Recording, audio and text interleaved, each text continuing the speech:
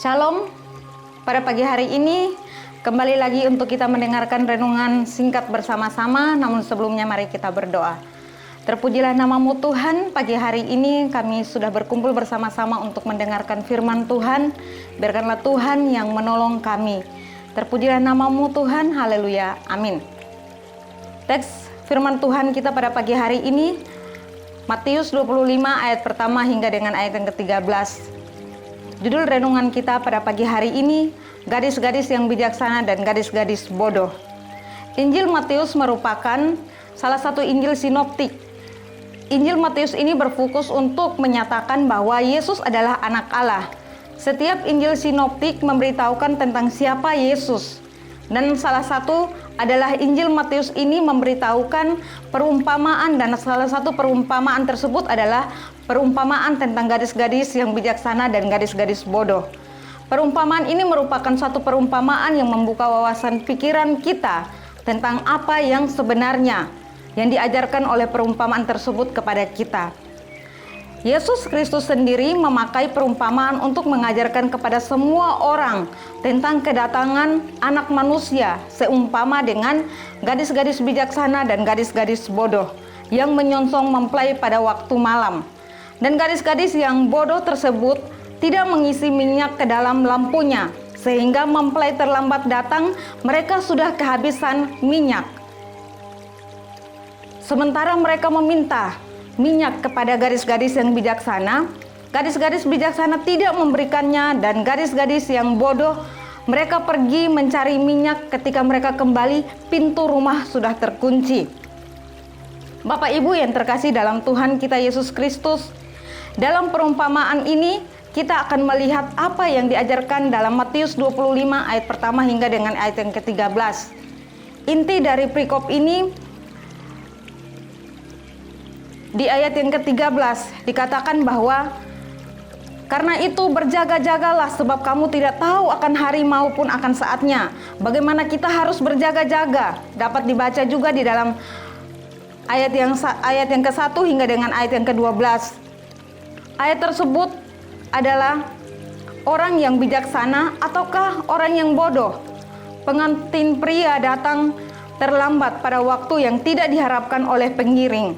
Oleh karena waktu kedatangan mempelai tidak diharapkan, maka perlulah untuk berjaga-jaga, di mana ketika mempelai datang mereka selalu siap untuk menyongsongnya.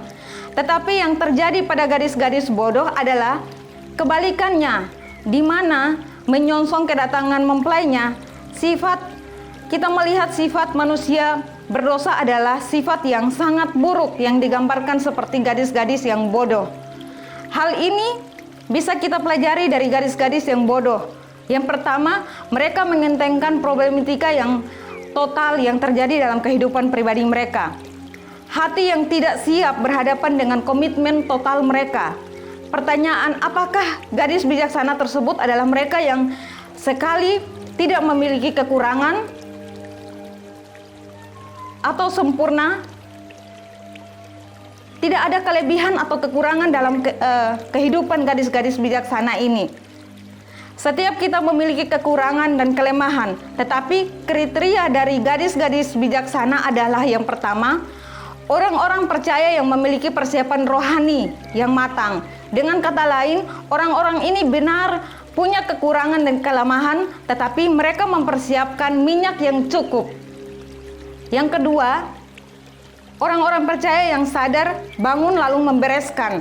Kita lihat di ayat yang ke-7, gadis-gadis di situ mereka bangun semua lalu membereskan pelita mereka. Waktu kita tahu bahwa firman Tuhan berbicara buat kita, kita harus tahu dan sadar terlebih dahulu. Yang ketiga, orang-orang yang berani mengambil keputusan yang tegas. Di ayat yang ke-8 dikatakan bahwa gadis-gadis yang bodoh berkata kepada gadis-gadis yang bijaksana, berikanlah kami sedikit dari minyakmu itu, sebab pelita kami hampir padam.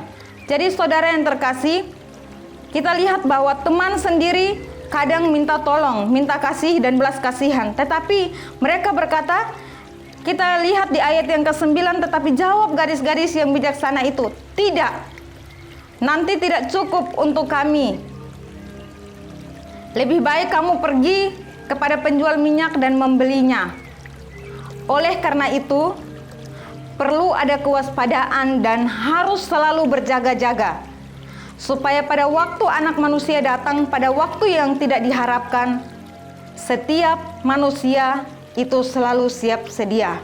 Mari kita sebagai anak-anak Tuhan harus selalu setiap, baik waktu tidak baik atau baik, kita tetap siap sedia.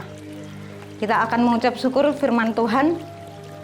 Bapa kami dalam kerajaan sorga, kembali lagi kami mengucap syukur untuk firman Tuhan yang sudah kami dengar pada pagi hari ini. Biarkanlah ini menolong kami, mengarahkan kami. Hanya di dalam nama Tuhan Yesus Kristus, haleluya, amin.